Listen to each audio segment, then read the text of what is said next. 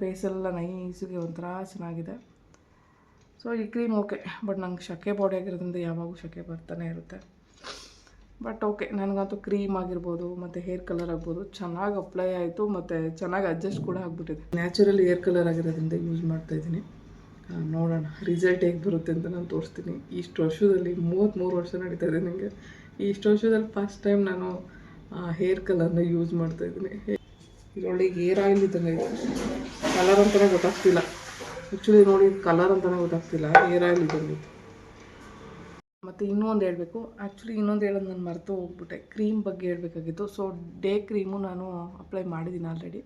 So night ಹೊತ್ತು ಹಚ್ಚೋ cream ಕೂಡ ನಾನು ತೋರಿಸಿದ್ದೆ, ಬಟ್ ಸಿಕ್ಕಾಪಟ್ಟೆ ಚೆನ್ನಾಗಿದೆ.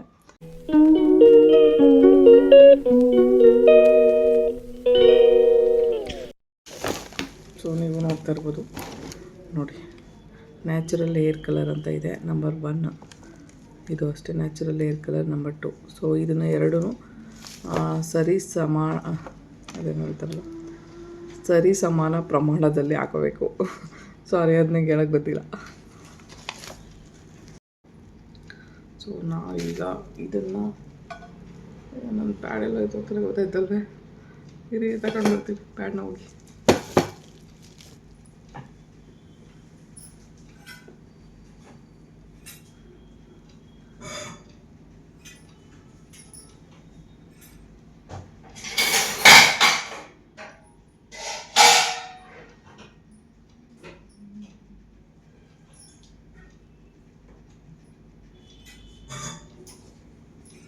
ಆ್ಯಕ್ಚುಲಿ ಪ್ಯಾಡ್ ಇಲ್ಲಾಂದರೆ ನಮ್ಮ ಕೈ ಬೈನೇ ಓಡಲ್ಲ.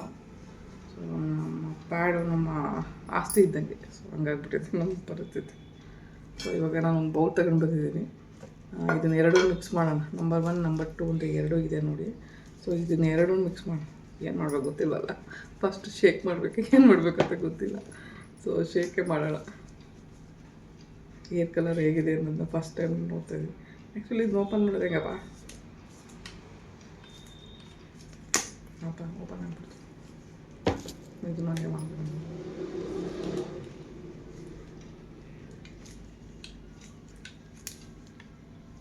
ಯಾಕಪ್ಪ ಎತ್ಕೂತಿದ್ಯಾ ಪಾಪು?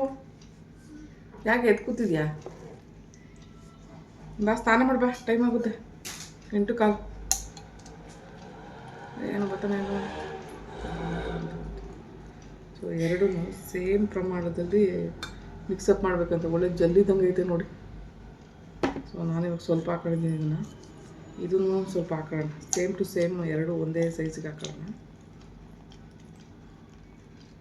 ಎರಡೂ ಸರಿ ಸಮಾನ ಪ್ರಮಾಣದಲ್ಲಿ ಹಾಕೊಳ್ಳಿ ಅಂತ ಹೇಳಿದ್ದಾರೆ. ಆ್ಯಕ್ಚುಲಿ ನೋಡಿ, ಇದೊಂದು ಸ್ವಲ್ಪ ಕಲರ್ ಚೇಂಜ್ ಇದೆ. ಈ ಕಡೆ ಫುಲ್ ವೈಟ್ ಇದೆ, ಇದಂತೂ ಒಂಚೂರು ಬ್ರೌನಿಶ್ ಇದೆ.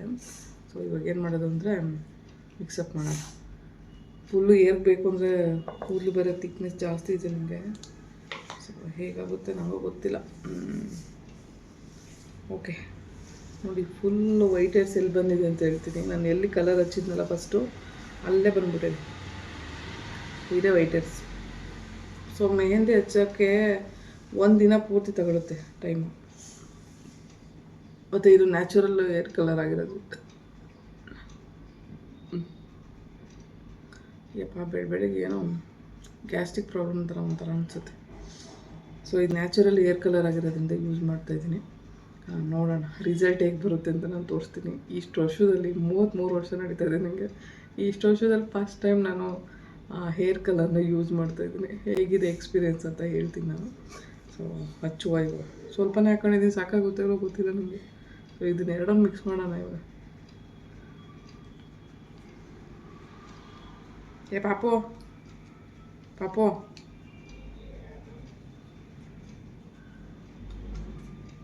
ಏನೋ ಜಲ್ ಥರ ಆಯ್ತಪ್ಪ, ನನಗಂತೂ ಏನು ಗೊತ್ತಾಯ್ತಲ್ಲ. ಜಾಸ್ತಿ ಬೇಕು ಅನಿಸುತ್ತೆ. ಸ್ವಲ್ಪನೇ ಇದೆ, ಸಾಕಾಗುತ್ತೆ ಏನೋ ಗೊತ್ತಿಲ್ಲ ನನಗೆ. ಯಾಕಂದರೆ ಏರ್ ಜಾಸ್ತಿ ಇದೆಯಲ್ಲ ನನಗೆ. ಸೊ ಎರಡೂ ಸಮವಾಗಿ ಇನ್ನೊಂದಷ್ಟು ತಗೋಣ.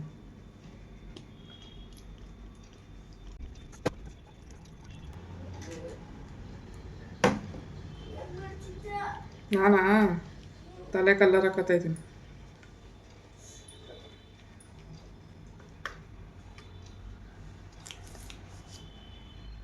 ಪಾಪು ಇದನ್ನು ಮಕ್ಕಳು ಇಲ್ಲ ಕೈ ಏನಾಗಿಲ್ಲ ಅನ್ಸುತ್ತೆ.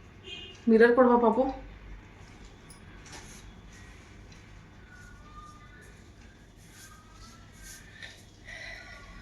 ನಮ್ಮ ಕಸಿನವರ ನೋಡೋಗು, ಅಲ್ಲಿ ಸಾಂಗ್ ಬರ್ತೈತಲ್ಲ ಅದು. ನಿದ್ದೆಗಳ ಮೇಲೆ ಬಂದ್ಬಿಟ್ಟಿದೆ. ಮಿರರ್ ಇಲ್ಲ ಅಂದ್ರೆ ಏನು ಕಾಣಿಸಲ್ಲ.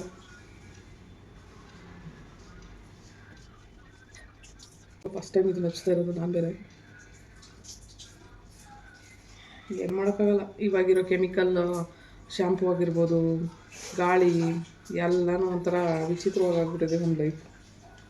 ಬರೀ ಕೆಮಿಕಲ್ ಯುಕ್ತ ಲೈಫೇ ಆಗಿಬಿಟ್ಟಿದೆ ನಮ್ಮದು. ಅದರಲ್ಲಿ ಹೇರು ಈ ಥರ ವೈಟ್ಗಾಗೋದೇನು ಸ್ಪೆಷಲ್ ಆಗಿ ಏನು ಕಾಣಿಸ್ತಾ ಇಲ್ಲಪ್ಪ ನಮಗೆ.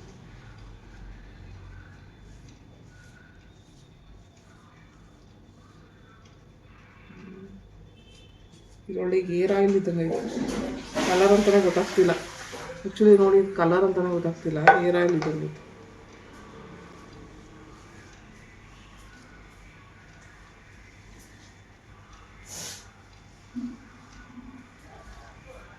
ತಿರ್ಗಾ ಮನೆ ಕತ್ತೀಯಾ?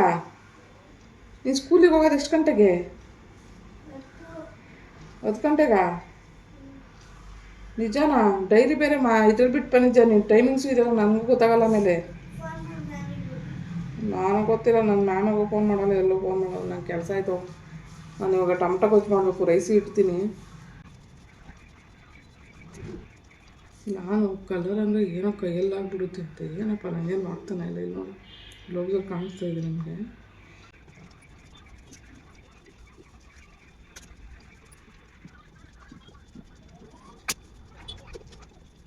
ಯಾರಾದರೂ ಇರಬೇಕು ಕಲರ್ ಹಚ್ಚೋಕ್ಕೆ. ಹೋಗೋದು ತಂಕೆಲ್ಲ ಆಯ್ತಲ್ಲ ಹಚ್ಕೊಳ್ಳೋಕ್ಕೆ. ಬಟ್ ಅಷ್ಟೇನು ಕೈಯೆಲ್ಲ ಹಾಳಾಗ್ತಿದೆ, ಕೂದಲು ಇದಾಗುತ್ತೆ ಅನ್ನೋದು ಏನೂ ಇಲ್ಲ. ಆರಾಮಾಗಿ ಈಸಿಯಾಗೈತೆ.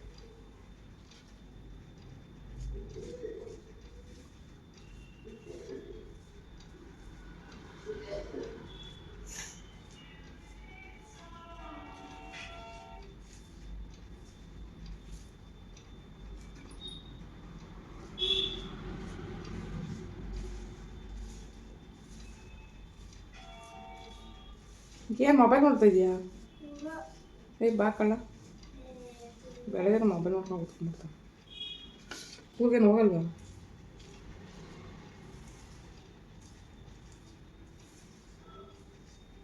ಅಯ್ಯೋ, ನನ್ನ ಪ್ರಕಾರ ಈ ಕಲರ್ಗಳನ್ನ ಹಾಕೋದು ಬೇಕಾದ್ರೆ ಕೈಯಲ್ಲೇ ಹೇಗೆ ಹಾಳಾಗುತ್ತಲ್ವ. ಇದನ್ನು ನೋಡಿದ್ರೆ ಏನು ಕೈಯೂ ಹಾಳಾಗ್ತಿರುತ್ತೆ. ಈಸಿಯಾಗಿದೆ, ಆರಾಮಾಗಿದೆ, ಹಚ್ಚೋದಕ್ಕೂ ಚೆನ್ನಾಗಿದೆ. 10 ನಿಮಿಷ ಸಾಕಂತೆ. ಸೊ ಈಸಿಯಾಗಿ ಇದಾಗುತ್ತೆ ಅಂತ ಹೇಳಿದ್ದಾರೆ. ಬಟ್ ಥಿಕ್ನೆಸ್ ಇರೋ ಕೂದಲಿಗಂತೂ ಸಿಕ್ಕಾಪಟ್ಟೆ ಬೇಕಾಗುತ್ತೆ. ನನಗಂತೂ ಜಾಸ್ತಿ ಬೇಕಾಗ್ತಾಯಿತ್ತು. ನೋಡಿ, ಖಾಲಿನೇ ಆಗುತ್ತೆ 2 ಸಲ ಹಾಕ್ಕೊಂಡೆ.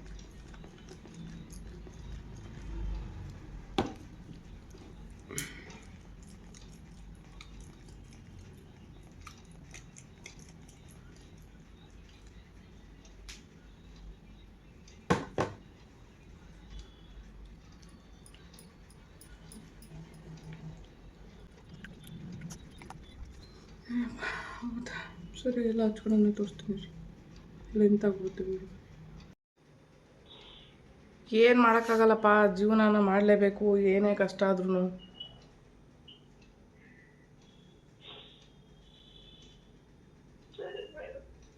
ಅಳ್ಬೇಡಿ ದಯವಿಟ್ಟು. ಇರೋಷ್ಟು ದಿನ ಲೈಫ್ ಆಗುತ್ತೆ ಬಿಡಿ. ನಮಗೆ ಇವಾಗ ಕಾಲು ಕೈ ಇಲ್ದೇ ಜೀವನ ಮಾಡ್ತಾಯಿದ್ದೀವಿ ತಾನೇ. ಹೆಂಗೋ ಜೀವನ ನಡೆದೋಗುತ್ತೆ. ಸ್ವಲ್ಪ ದಿನ ನಿಮ್ಗೆ ಹೆಂಗೋ ಸ್ವಲ್ಪ ಕಾಲು ನಡೆದಾದ್ರು ನಡಿತೀನಿ ಅಂತ ಹೇಳಿದ್ರಲ್ಲ, ಖುಷಿಯಾಗಿರಿ ಇರೋದ್ರಲ್ಲಿ ಅಷ್ಟೇ. ಮತ್ತು ಇನ್ನೊಂದು ಹೇಳಬೇಕು, ಆ್ಯಕ್ಚುಲಿ ಇನ್ನೊಂದು ಹೇಳೋದು ನಾನು ಮರೆತು ಹೋಗ್ಬಿಟ್ಟೆ. ಕ್ರೀಮ್ ಬಗ್ಗೆ ಹೇಳಬೇಕಾಗಿತ್ತು. ಸೊ ಡೇ ಕ್ರೀಮು ನಾನು ಅಪ್ಲೈ ಮಾಡಿದ್ದೀನಿ ಆಲ್ರೆಡಿ. ಸೊ ನೈಟ್ ಹೊತ್ತು ಹಚ್ಚೋ ಕ್ರೀಮು ಕೂಡ ನಾನು ತೋರಿಸಿದ್ದೆ. ಬಟ್ ಸಿಕ್ಕಾಪಟ್ಟೆ ಚೆನ್ನಾಗಿದೆ.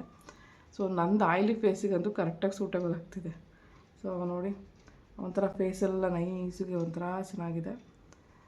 ಸೊ ಈ ಕ್ರೀಮ್ ಓಕೆ. ಬಟ್ ನಂಗೆ ಶಕೆ ಬಾಡಿ ಆಗಿರೋದ್ರಿಂದ ಯಾವಾಗೂ ಶಕೆ ಬರ್ತಾನೆ ಇರುತ್ತೆ. ಬಟ್ ಓಕೆ, ನನಗಂತೂ ಕ್ರೀಮ್ ಆಗಿರ್ಬೋದು ಮತ್ತು ಹೇರ್ ಕಲರ್ ಆಗ್ಬೋದು ಚೆನ್ನಾಗಿ ಅಪ್ಲೈ ಆಯಿತು ಮತ್ತು ಚೆನ್ನಾಗಿ ಅಡ್ಜಸ್ಟ್ ಕೂಡ ಆಗಿಬಿಟ್ಟಿದೆ. ಸೊ ನಿಮಗೂ ಕೂಡ ಪ್ರಿಫರ್ ಮಾಡ್ತೀನಿ. ಸೊ ಯಾರಿಗಾದ್ರೂ ಬೇಕು ಅಂತ ಅನಿಸಿದ್ರೆ ದಯವಿಟ್ಟು ನನ್ನ ಕಾಂಟ್ಯಾಕ್ಟ್ ಮಾಡಿ. ಸೊ ಹೇರ್ ಕಲರ್ ಕೂಡ ಸಿಕ್ಕಾಪಟ್ಟೆ ಚೆನ್ನಾಗಿದೆ. ಆಮೇಲೆ ಹೇರ್ ಕಲರ್ ಬರೀ 10 ಮಿನಿಟ್ಸ್ ಅಷ್ಟೇನಪ್ಪ. ಹೇರ್ ಕಲರ್ ಹಾಕಿದರೆ ಮುಗೀತು. ಅದಾದಮೇಲೆ ಹೋಗಿ ನೀಟಾಗಿ ವಾಶ್ ಮಾಡ್ಕೊಂಡ್ರೆ ಮುಗೀತು. ಸೊ ಏರ್ ಕಲರ್ ಹಾಕಿ ತುಂಬ ಹೊತ್ತು ಬಿಡಬೇಕು, ಏನೂ ಇಲ್ಲ. ಮತ್ತು ಯಾವುದೇ ಸೈಡ್ ಎಫೆಕ್ಟ್ ಇಲ್ಲ, ಯಾಕಂದರೆ ನಾನೇ ಯೂಸ್ ಮಾಡಿದ್ದೀನಿ. ನಾನು ಸೈಡ್ ಎಫೆಕ್ಟ್ ಆಗುತ್ತೆ ಅಂತ ಇಲ್ಲಿವರೆಗೂ ಯಾವುದೇ ಕಲರ್ಸ್ನ ನಾನು ಕೂದಲಿಗೆ ಹಾಕ್ತಾಯಿರಲಿಲ್ಲ. ಸೊ ಇಷ್ಟು ದಿನದಲ್ಲೇ ಒಂದು ಒಳ್ಳೆ ಪ್ರಾಡಕ್ಟ್ ಸಿಕ್ಕಿದೆ, ನನಗೆ ಅದೇ ಖುಷಿ ಆಯಿತು.